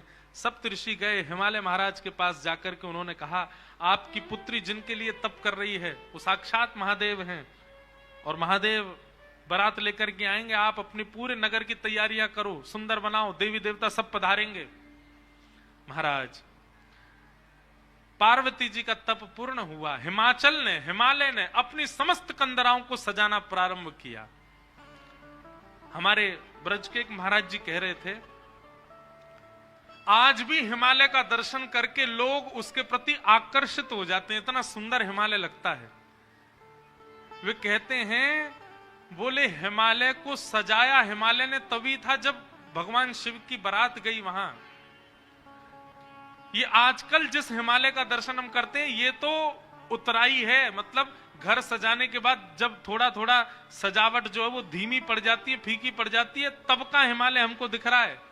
जब महादेव बारात लेकर के गए थे तब का हिमालय तो हम देख ही नहीं पाते, इतना सुंदर। आज भी हिमालय जो इतना सुंदर लगता है, उसकी आकृतियां, उस पर जमी हुई बर्फ, उसके वृक्ष वल्लरी, ये सब उसी काल में हिमालय ने सजाए थे। क्यों? महादेव की बारात आ रही है। सोचो कैसा सजा है पूरा हिमालय। आहा। पत्रि सप्त ऋषि सोही दीन्ही, गही पद विनय हिमाचल कीनी। सप्त ऋषियों ने जाकर के हिमालय को कहा कि आप तैयारी शुरू करो, महादेव बारात लेकर के आएंगे। सभी देवताओं को निमंत्रित कर दिया। ब्रह्मा जी ने बोले सब लोग चलो, महादेव बारात लेकर के जाएंगे। महादेव की बारात जानी है। शंकर जी की बारात की तैयारी हो रही है। आहा। लगे सवारन सकल सुर, वाहन विविध विमान। होई सगुन मंगल सुभद, करहि अप्सरा गान। अप्सराएं गान करने लगी, डुमडुमियां बजने लगी, सहनाइयां बजने लगी, मंगल वाद्य बजने लगे। देवताओं ने अपने अपने वाहन सजा लिए, सब तैयारी करने लगे। बोले महाराज सब चलो, महादेव की बारात जाएगी। भगवान विष्णु पधारे। अब बहुत सावधानी से सुनिएगा। आहा, एक तो पहले से ही इतने सुंदर और बारात में जाने के लिए और सुंदर बनकर के आए। शंख चक्र गदा पद्म लेकर के भगवान नारायण आए। आहा, देख करके सब बलैया लेने लगे, कितने सुंदर। ब्रह्मा जी चतुर्मुख चारों का श्रृंगार करके आए, और सुंदर। इंद्र भी आए, सब देवी देवता सब पधारे। लेकिन तभी सबने पूछा, बोले कि दुल्हा राजा कहां हैं? बोले अब भी शमशान में ही बैठे हैं। कुछ नहीं महाराज, बाग अंबर लपेटे, हाथ की तकिया लगाए पौड़े हुए हैं दुल्हा महाराज। ब्रह्मा जी ने आज जाकर के भगवान विष्णु ने जाकर के कहा, बोले आज आपका ब्याह होना है, नेक सज सवर लो, थोड़ा स्नान ध्यान करके नेक शुद्ध है जाओ, बढ़िया सी कोई अचकन पहन लो, सेहरा पहन लो, सिर पर पाग वाग पहन के नेक तैयार है कि चलो ब्याह होना है आपका। इतने में ही शिव गण आ गए सारे, और भगवान से आगे बोले देखो भगवान, हमको बहुत दिन बाद ये अवसर मिला, हम महादेव के विवाह में जाएंगे। श्रृंगार आप सब लोग दूर हट जाओ, आप लोग अपने तरीके का आज श्रृंगार हम करेंगे महादेव का। महादेव तो बोले, भंडारी बोले भैया जाको रुचि लग रही हो वही कर लो। भगवान विष्णु ने शंकर जी का हाथ पकड़ा, बोले एकांत में आओ, आपसे कुछ बात करनी है। शंकर जी एकांत में गए। इतने भोले हैं शंकर जी। भगवान नारायण बोले देखो ये विवाह हो रहा है, विवाह में मजाक आदि होते रहते हैं, इसलिए बुरा मत मान जाना बात का। शंकर जी बोले हम तो कोई बुरा मानते नहीं। बोले क्यों? कामदेव आया था, आपने तीसरा नेत्र खोल करके उसको ध्वस्त कर दिया, भस्म कर दिया। कहीं पता चली सारी सरेज ने कोई ने मजाक कर दी, सोई तीसरा नेत्र खुल गयो, जल के राख हो जाएंगी साली सरेज, ये सब मत करना। विवाह का माहौल है, थोड़ी बहुत मजाक वजाक हो तो सहन कर लेना। वैसे तो आप सहन करते हैं, लेकिन आपके गण कभी कभी उत्तेजित हो जाते हैं, इनको सबको संभालना। और बाकी हम सब चल ही रहे हैं, सब संभालेंगे। शंकर जी बोले मजाक होता है वहां पे? ससुराल में मजाक करते हैं दामाद के साथ? भगवान बोले हाँ मजाक होता है। तो इसका मतलब है हम भी मजाक कर सकते हैं? नारायण भगवान बोले कर ही सकते हो, पर लेकिन आप जगत संहारक हैं, उस तरीके का मजाक मत कर देना कि पता चली हिमालय कोई उल्टा थाप दिया पृथ्वी में, ये सब मत करना। नहीं नहीं नहीं, हम अपने तरीके से करेंगे। और सुनो, वो मजाक हमसे करने लायक रहे इसका हम पूरा ध्यान रखेंगे, वो रहे नहीं, हम ही इतना मजाक कर देंगे। अच्छा, नारायण भगवान भी बोले कि चलो होन दो, अब क्या आनंद होन दो। शंकर जी गए, जाकर के सब अपने गण बुलाए, लाओ भैया श्रृंगार करो हमारा। कैसा श्रृंगार किया? जटाओं को पकड़ करके महाराज जटाओं का ही मुकुट बना दिया, जटाएं खोल करके उन्हीं का मुकुट बना दिया। सुंदर बागंबर पहनाई। बागंबर को रस्सी से बांधते थे, पर आज रस्सी से नहीं, आज सर्प से बांधा। बढ़िया वाला सर्प लेकर के आए, कमर में ला करके बागंबर बांध दी। एक सर्प को सिर के ऊपर बांध लिया, सर्प को सिर के ऊपर बांध करके गण लेकर के छोटे छोटे पतले पतले सर्प लेके आए और उस सर्प से सारे सर्प लटका दिए सामने की ओर, बन गया सहरा। और सर्पों के मुंह से जो जीव निकल रही थी उन जीवों में बिच्छू लटकाई दिए। तो जैसे जुबिया होती है ना, पतले पतले पुष्प और नीचे नीचे गुच्छे, तो ऐसे पतले पतले पुष्पों में तो छोटे छोटे सर्प और नीचे गुच्छों में बड़े बड़े बिच्छू लटक रहे हैं। कानों पे बिच्छू लटका दिए, गले में महाराज अब तक तो एक मुख वाला सर्प पहनते थे। भगवान शंकर जी बोले सुनो तुम थोड़ी देर के लिए जाओ, चलो बहुत दिन हो गए तुमको गले में। बोले क्या लेके आओ? वो 5-5 मुख वाले सर्प लेके आओ। 5-5 मुख वाले सर्प ला करके गले में बिठा रहे हो। ये दुल्हा राजा तैयार हो रहे हैं। श्रृंगी भृंगी बोले भगवान ये नारायण भगवान बहुत चमक रहे हैं, इंद्र बहुत चमक रहे हैं, ब्रह्मा जी भी बहुत चमक रहे हैं, हम भी चमकने चाहिए। शंकर जी बोले जाओ शमशान में अभी अभी चिता जली होगी, उसकी भस्म लेके आओ। गरम गरम चिता की भस्म लेकर के आए महाराज, अंग पे लगाई, पैरन पे लगाई, वक्ष पे लगाई, मुख पे लगा करके बोले अब चमक रहे हैं कि नहीं? बोले बढ़िया चमक रहे हो, अब तो चमक गए बिल्कुल आप तो। शंकर जी ने ऐसा तैयार किया स्वयं को। हाँ भाई, श्रृंगी भृंगी ने जय जयकार कर दी। बोले दुल्हा राजा तैयार हैं, बारात लेके चली जाए। भगवान ने जैसी शंकर जी को देखा बोले जय हो, आज हिमालय में जय जयकार नहीं हाहाकार होगी, ऐसी बारात जा रही है। नारायण भगवान ने तभी क्या कहा? बोले एक काम और कीजिए। बोले क्या? सब लोग अपनी अपनी पंक्तियां अलग अलग कर लो। हम नारायण हैं, हम अपनी पंक्ति लेके अलग चलेंगे। ब्रह्मा जी आप अपनी पंक्ति लेके अलग चलो। ए इंद्र तुम अपनी पंक्ति लेके अलग चलो। सब अलग अलग। दुल्हा अपनी पंक्ति लेके अलग आएंगे। सबसे आगे नारायण चले गए, उनके पीछे ब्रह्मा जी जा रहे हैं, उनके पीछे इंद्र देवताओं की सभा लेकर के जा रहे हैं, और सबसे पीछे शंकर जी और शंकर जी के 10-5 गण। श्रृंगी भृंगी बोले हे गुरुवर, हे महादेव, देखो इतनी बड़ी बड़ी ये तो बारातियों की इतनी संख्या है और जिनका ब्याह है हम ही लोग ही 10-5 हैं। शंकर जी बोले इसमें इतने परेशान होने वाली क्या बात है? विश्व में जितने शमशान सब हमारे, सब जगह जाओ, जो भी भूत प्रेत पिशाचनी डाकनी साकनी सब बैठी, सबको बुला लाओ, तो सबको लेकर के चलेंगे हिमालय, और सबको कह दो आज हमारे स्वामी का विवाह उत्सव है, कोई पीछे ना रहे। अपने दूर दूर के रिश्तेदार जो अमेरिका लंदन आदि में बैठे हैं उनको भी बुलवा लो। और महाराज विदेशी भूत भी आए हैं। एक कथा हम सुन रहे थे, पूज्य मलुक पीठ वाले महाराज जी सुना रहे थे। जब राम जी की बारात जा रही थी ना, तो उसमें सारे प्रेत भूत आए, और जैसे ही प्रेत जाने लगे तो प्रेतों की हाहाकार, हुंकार और उनके चलन चाल को देख करके इंद्र को बड़ा अजीब लगा। क्यों? अयोध्या के सब लोग डर गए उनको देख के, बाराती। तो इंद्र आकर के वज्र लेकर के खड़े हो गए और सब भूत प्रेतों से बोले हे कहां जा रहे हो? बोले हमारे राम जी की बारात है, हम भी जा रहे हैं साथ में। इन्हीं के नाम से ही हम लोग प्रेत योनि से मुक्त होते हैं, तो इनकी बारात में हम क्यों नहीं जा सकते? इंद्र बोले चुपचाप जहां जहां से आयो लौट करके चले जाओ, यहां दिखना नहीं मुझे। यहां अवगुणों का प्रवेश नहीं है। राम जी की बारात में केवल सगुण सगुण जाएंगे, अवगुण नहीं जाएंगे। और वज्र का भय दिखा करके सब प्रेतों को रोक दिया।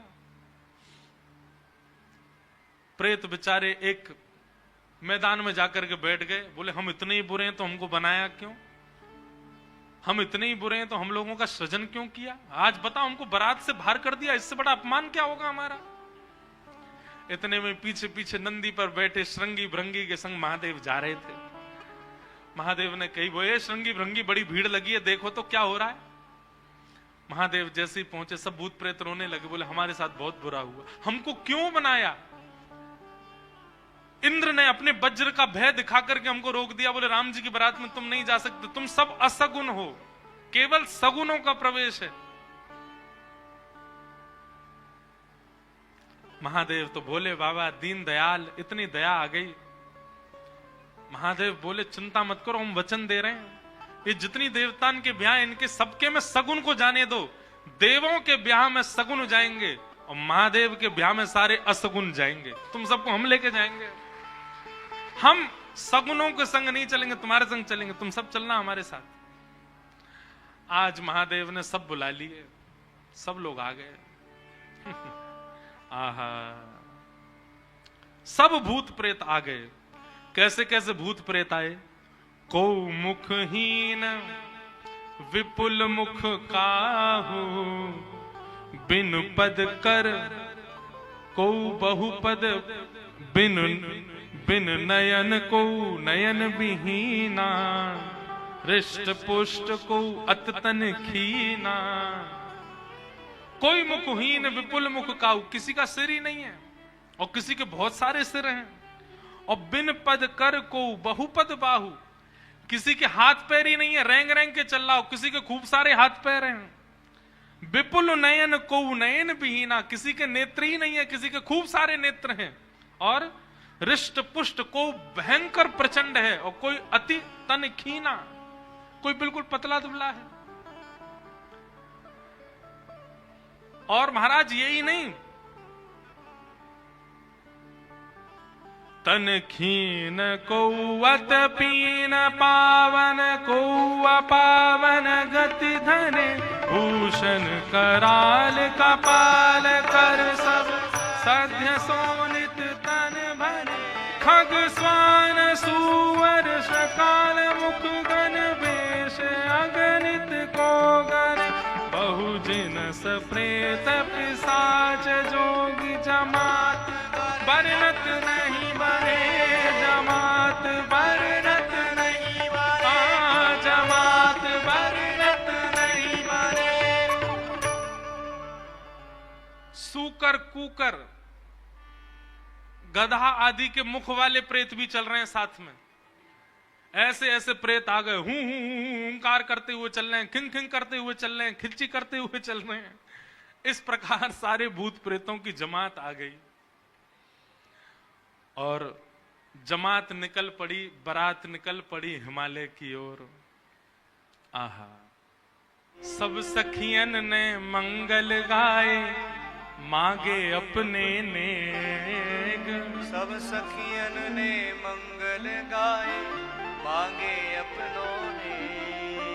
शिव शंकर ने बड़े प्रेम से नाग दिए हैं फेंक। शिव शंकर ने बड़े प्रेम से नाग दिए सब फेंक। डर के भागी सारी सखियां हिमाचल नगरी, डर के भागी सारी सखियां हिमाचल नगरी। जिन लोगों का अभी ब्याह होने वाला है उनके लिए रोल मॉडल हैं शंकर जी। अपने जेब में सांप धर के ले जाना और जैसी साली कहे लाओ जीजा जी ने ले बेटा।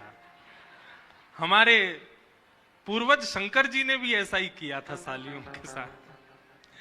तो अब ये तो आपने बहुत आगे की बात बता दी, बीच में तो बहुत कुछ हो गया। क्या हुआ? शंकर जी की बारात जा रही है हिमालय। आहा, पूरे हिमाचल को इतना सुंदर सजाया, इतना सुंदर सजाया। हिमालय की कंदराएं देख करके, हिमालय के पहाड़ देख करके मोहित होने लगे सब। आज वैकुंठ से भी सुंदर सजा है हिमालय। सब सखियां अपनी अपनी अटारियों पर खड़ी हैं, सब अपने अपने द्वार पर खड़ी हैं। आरती का थाल लेकर के मैना देवी खड़ी हैं और दूर दूर के रिश्तेदार नातेदार सब खड़े हैं। बोले नारद जी ने भैया ऐसा सुयोग वर बताया है, दूर दूर तक मिलेगा नहीं, तीनों लोकों में ऐसा वर नहीं मिलेगा। बारात की गाजे बाजों की आवाज आने लगी। ज्यों ज्यों गाजे बाजों की आवाज आए, हिमालय के लोग और उत्सुक होते जाएं, हमारे दुल्हा राजा आ रहे हैं। आहा, तभी देखा पीतांबरी पहने सब बाराती चल रहे हैं और उन पीतांबरी पहने बारातियों के बीच में श्री गरुण जी महाराज धीमे धीमे चाल चल रहे हैं और गरुण जी के ऊपर शंख चक्र गदा पद्म धारण किए श्रीमन नारायण आ रहे हैं। हिमालय के लोग तो दूर से बलैया लेने लगे। मैना देवी से जाके कहने लगे, हे मैना देवी धन्य भाग, पार्वती जी जैसी हैं वैसी सुंदर दुल्हा आ रहे हैं।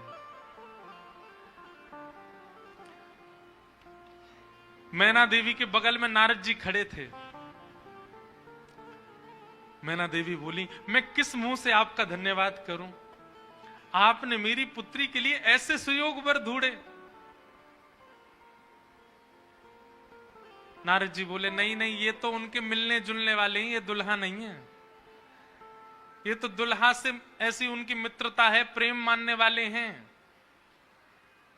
मैना देवी सोचने लगी, जिनके मित्र इतने सुंदर, मिलने जुलने वाले इतने सुधरे हुए, इतने स्वच्छ, इतने सुंदर, दुल्हा तो जाने कैसे ही होंगे। नारायण भगवान आए, माल्यार्पण किया, सब लोग, ओहो महाराज, पूरी हिमालय नगरी तो नारायण को देख के ही न्यौछावर हो गई। और फिर हवा की तरह बात फैल गई, ये तो दुल्हा के मित्र हैं। दुल्हा तो भी पीछे आ रहे हैं।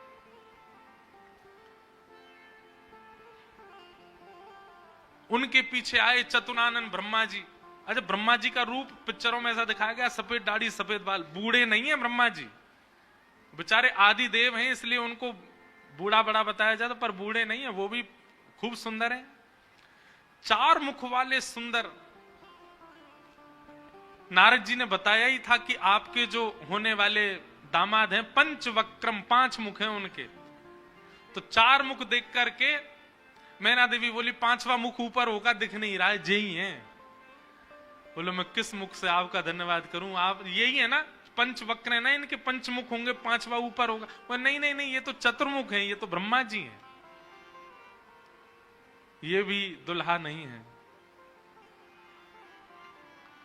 तीसरे आए नारद जी, तीसरे आए इंद्र। इंद्र जैसे ही पधारे, इंद्र का रूप भी बहुत सुंदर है, देवताओं के राजा हैं। इंद्र को देख करके सब हिमालय के लोग बोले, नारद जी निश्चित यही हमारे दुल्हा राजा हैं, पहुना हैं। नारद जी हंसने बोले, नहीं नहीं, महादेव को जब प्यास लगती है, आपके दुल्हा को जब प्यास लगती है, तो पानी पिलाने का काम यही करते हैं, ये उनको पानी पिलाने वाले। हिमालय के लोग बोले, भैया पानी पिलाने वाला इतना सुंदर है, दुल्हा तो जाने कैसा ही होगा। जैसे ही सब देवी देवता जाने लगे, अब दूर से ही हूं हा हा ही आवाज आने लगी। नारद जी बोले, बारात आ रही है, अब इन लोगों की व्यवस्था में देख के आता हूं, आप यहीं खड़ी रहना। नारद जी खिसक लिए वहां से, बोले, अब तो पता है क्या होने वाला है। हमारे बक्सर वाले पूज्य मामा जी श्री नारायण दास भक्तमाली जी, वो इतना सुंदर वर्णन करते हैं। बोले, जब बारात आती है तो बारात सबसे पहले देखने के लिए कौन जाते हैं? छोटे छोटे बच्चे सबसे पहले यही जाते हैं बारात देखने। पूरी खबर पूरे नगर में यही बच्चे ही फैलाते हैं। इतने हाथी, इतने घोड़ा, इतने बैंड बाजे वाले, इतने लाइट पकड़ने वाले, इतने नाचने वाले। बारात में सबसे ज्यादा बच्चे, सब पहले ही पहले पहुंच गए। बोले, कहां है बारात, कहां है बारात? तभी देखा बारात तो आई नहीं, लेकिन हिमालय के सारे बालक चौकड़ी मार के भागते हुए अपने अपने घरों की ओर भाग रहे हैं। घरों के भीतर गए, माता पिता को भीतर बैठा लिया, भीतर से किवाड़ बंद करके बालक सब अपने छाती पे हाथ धर के सांस लेने लगे जोर जोर से। माता पिता ने पूछी, क्या हुआ बच्चों, तुम बारात देख करके आए? बड़ा हाथी देख लिया होगा तभी डर गए। बोले, हाथी? बोले, हमने क्या देखा, हम कैसे वर्णन करें?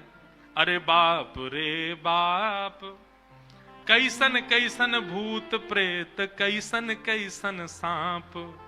अरे बाप रे बाप, कैसन कैसन भूत प्रेत, कैसन कैसन सांप। छूटेला पसीना श्वास, छूटे हाफ हाफ, छूटेला पसीना श्वास, छूटे हाफ। माई बाप पूछन लगे, आंचल सो झांक। हाँ, माई बाप पूछन लगे, आंचल सो झांक। अरे बाप रे बाप, कैसन कैसन भूत प्रेत, कैसन कैसन सांप। अरे बाप रे बाप, कैसन कैसन भूत प्रेत, कैसन कैसन सांप। बच्चों से पूछे, बोले क्या बात है? बोले, अरे बस पूछिए मत, कैसे प्रेत आए। आज निश्चित ही हम हिमाचल के लोगों के किए हुए पाप आज हमको फल के रूप में मिल रहे हैं कि ऐसी बारात देखने को मिली है हमें। एक बिना मुख का बराती, क्योंकि भूत प्रेत है, बिना मुंह ही नहीं है, उसका शरीर धरीधर है, पहुंच गया, किसी द्वार को खटखटाने लगा, भीतर से खोल करके लोगों ने जैसे उसका रूप देखा, रूप देखते ही स्तब्ध हो गए। बोले हम बाराती हैं, रहने की व्यवस्था कहां है? बाराती का मुख देख करके सब बोले तुम तो यहीं रह जाओ, कहीं रह जाओ, हम छोड़ छाड़ के भागे यहां से, भैया ऐसी बारात। आहा, ना जाने उदय भैले कौन नगर पाप, ना जाने उदय भैले कौन नगर, प्राण बचे आज कोनु पुण्य के प्रताप। हाँ, प्राण बचे आज कोनु पुण्य के प्रताप। अरे बाप रे बाप, कैसन कैसन भूत प्रेत, कैसन कैसन सांप। अरे बाप रे बाप, कैसन कैसन भूत प्रेत, कैसन कैसन सांप। सब हिमाचल के लोग बोले भैया अगर किसी ने पुण्य किया होगा तो ही बचेगा आज बारात देख करके, नहीं तो जीवित बचने वाला नहीं है। ऐसी प्रचंड बारात आ रही है। शिव के बारात के विचित्र पडल छाप, शिव के बारात के विचित्र पडल छाप। नगरी सुनसान भैला लागे कुटिया काप। हाँ, नगरी सुनसान भैला लागे कुटिया काप। भैया कहीं बारात आती है तो पूरी नगरी में सब लोग इकट्ठे होते हैं देखने को, पर आज हिमालय की नगरी पूरी सुनसान हो गई है बारात देख करके, और सब अपने घरों में घुस करके केवल कांप रहे हैं, राम राम जप रहे हैं। बोले आज बचा लो कैसे भी। एक जगह एक आदमी शरबत लेकर के खड़ा था बारातियों को पिलाने के लिए, खूब सारी शरबत के पात्र थे। इतने में ही एक बाराती पहुंच गया। बाराती समझ जाओ कौन भूत ही था।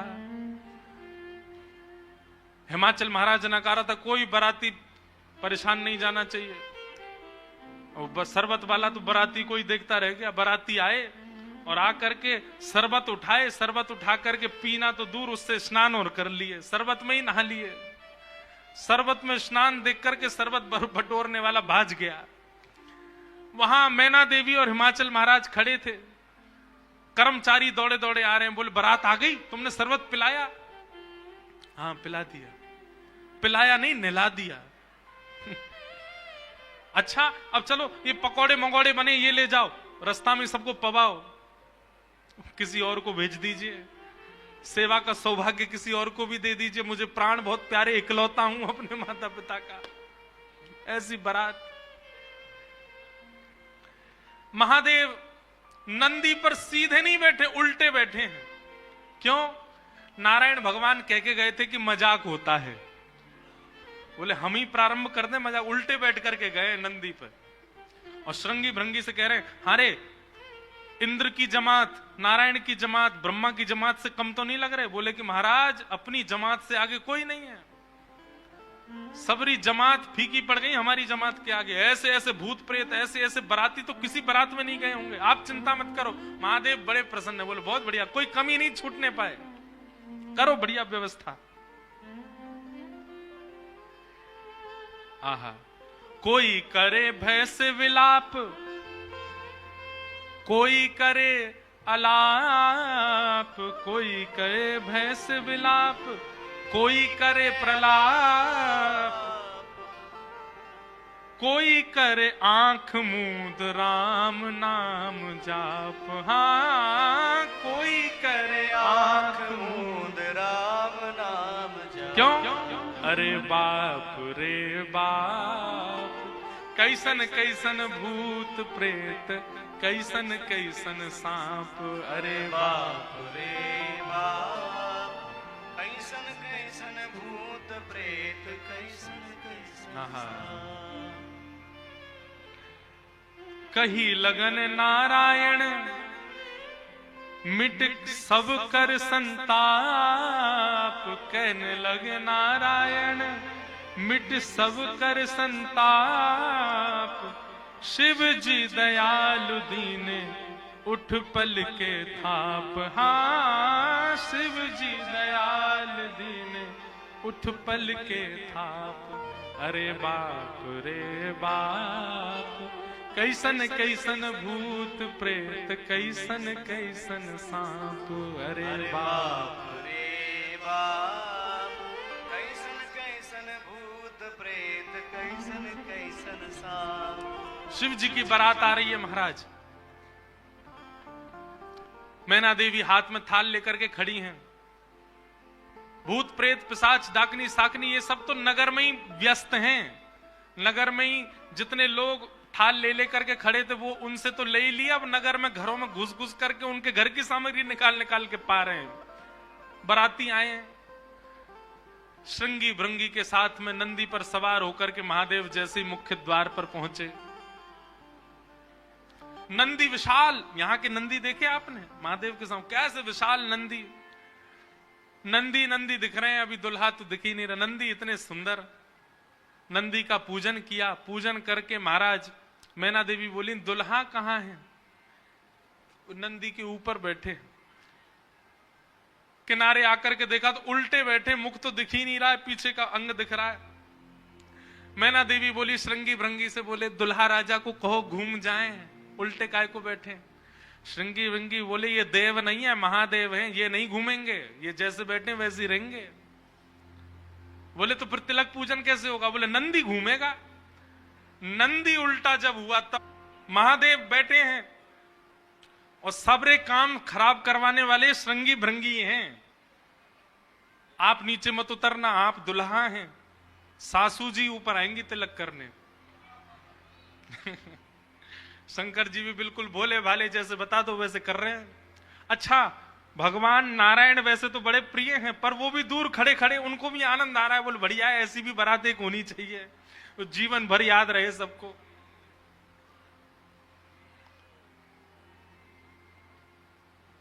मैना देवी बोली नारद जी ने बताए निश्चित ही श्रेष्ठ ही होंगे, दुनिया के लोग तो पुष्प के श्रृंगार इनने सर्प के किए, सुंदरता ज्यादा है हमारे दामाद की, इसलिए सर्प से ढक रखे नजर नहीं लगे। श्रृंगी भृंगी से कही नेक तो कहो दुल्हा मुखमंडल दिखाएं। महाराज सर्प की लड़ों को हटा करके जैसे ही महादेव ने अपना मुख दिखाया, प्रचंड रूप महादेव का देख करके पूरे मुख पर भस्म लगी हुई थी महादेव के, और भस्म लगा करके तो वैसे हाउ बिलाऊ सा लगता व्यक्ति, और वो भी महादेव। भस्म लगी है, भस्म के ऊपर ही काजल लगे हैं, भस्म के ऊपर ही पान चबा रखा, मुख से महाराज लाल लाल लर निकल रही हैं। ऐसे विचित्र महादेव को देख करके मैना देवी तो वहीं मूर्छित होकर के गिर गई, हाथ से थाली वाली गिर गई, चीख मार करके जितनी सखियां थी सब भागी वहां से।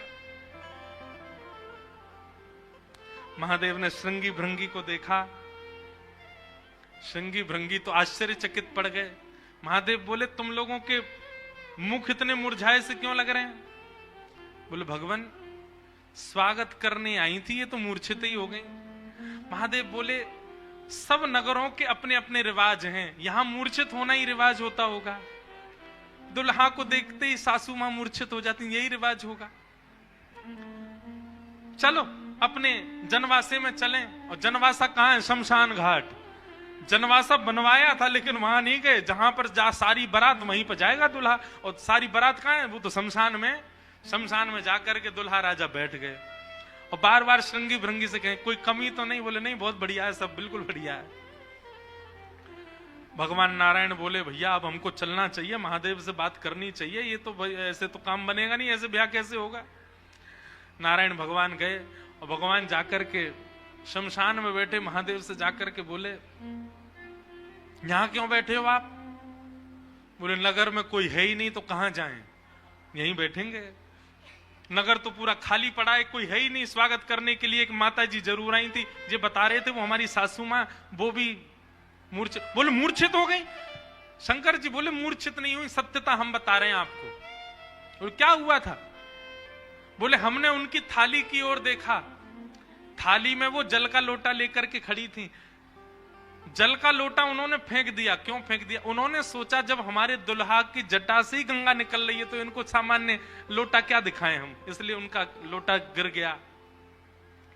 हमारे जटा पर जब उन्होंने सुंदर चंद्रमा को बैठे देखा तो उन्होंने कहा जिसका तिलक ही चंद्रमा है उसको हम रोरी चावल क्या लगाएं, इसलिए रोरी चावल छूट गए। नारायण भगवान बोले हमने सुना आपकी सासू मां मूर्छित हो गई।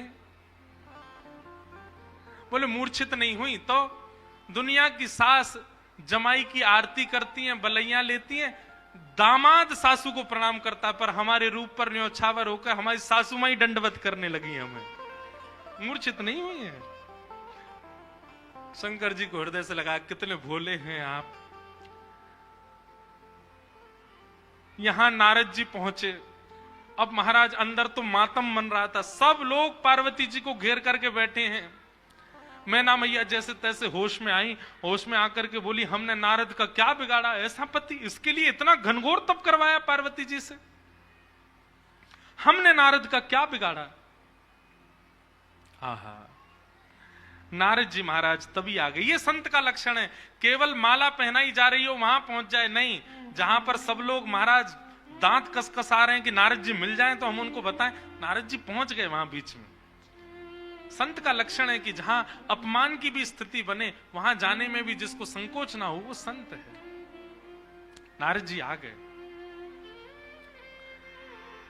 नारद जी आकर के समझाने लगे और मैना मैया से कह रहे हैं क्या?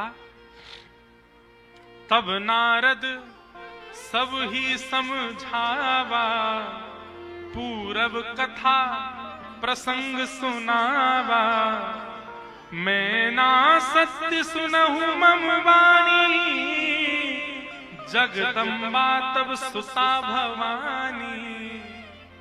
मैया मुझे अभी अभी सत्य पता चला, मुझे ऋषियों ने बताया, मुझे भगवान ने बताया ये सत्य, क्योंकि मैं स्वयं आश्चर्यचकित था। इतनी सुंदर के लिए महादेव पधार, मैंने पहले तो बता ही दिया था कि आपके दामाद कैसे होंगे, पर इन दोनों का जो ये योग बना है इसमें मैं और आप और कुंडली कुछ नहीं कर सकती। मैं और आप इसमें कुछ सहायक नहीं है। आपकी पुत्री जो है ये साक्षात जगदम्बा है, साक्षात भवानी है, ये साक्षात सती रूपा है। पहले यही सती रूप बनकर के आई थी, महादेव की अर्धांगिनी बनी, किसी कारण से इनको देह त्याग करना पड़ा और देह त्याग करते समय इन्होंने ही हरि से मांगा था कि जन्म जन्म शिव पद अनुरागा, और उसी कारण से ये पार्वती बनकर के आई हैं। मेरे और आपके चाहने से विवाह नहीं हो रहा है, ये भवानी और भवानी सदा शिव की होती हैं। आप उनको सामान्य दुल्हा के रूप में मत देखिए, आप यह विचार कीजिए कि आपकी पत्नी जो है, आपकी पुत्री जो है, ये साक्षात भवानी और वो शिव हैं, तब आपको उनका रूप दिखाई देगा। पूरी कथा बताई और सब बात सुनकर के, नारद जी के सुंदर वचनों को सुनकर के, तब मैना हिमवंत आनंदे, पुनि पुनि पार्वती पद वंदे। पार्वती जी और हिमाचल, अब हिमाचल और मैना देवी अब पार्वती जी के चरण वंदन करने लगे। हम तो पहचान ही नहीं पाए कि हमारे कुल में साक्षात भवानी प्रकट हुई हैं। नारी पुरुष शिशु जुबा सयाने, नगर लोग सब अति हर्षाने। जब दुल्हा के रूप में महादेव को देखा तो सब भयभीत होकर के भाग गए थे, लेकिन अब सब साक्षात महादेव के रूप में जब सब देखा तो सबके हृदय में हर्ष होने लगा, सबके मन में आनंद होने लगा, सब अपना सौभाग्य माने लगे। और तब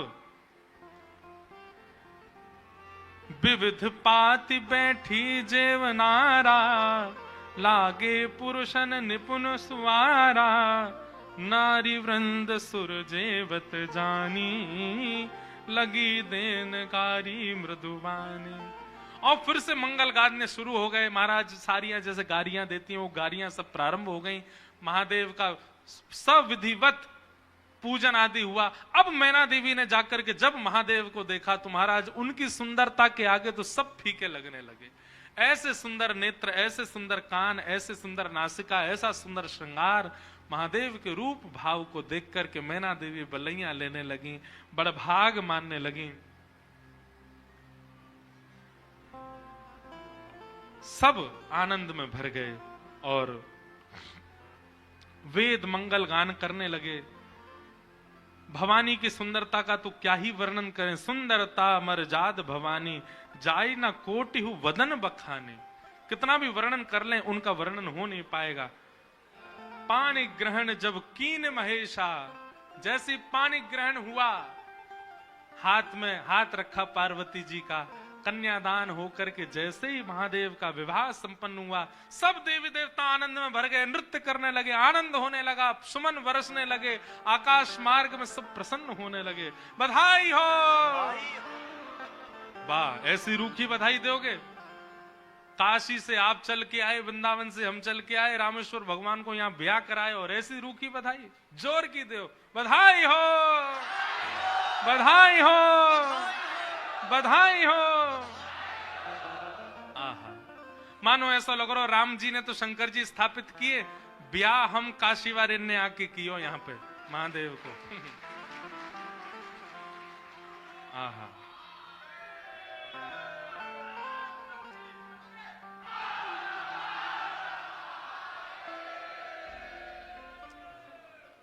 सुंदर विवाह संपन्न हुआ महादेव का।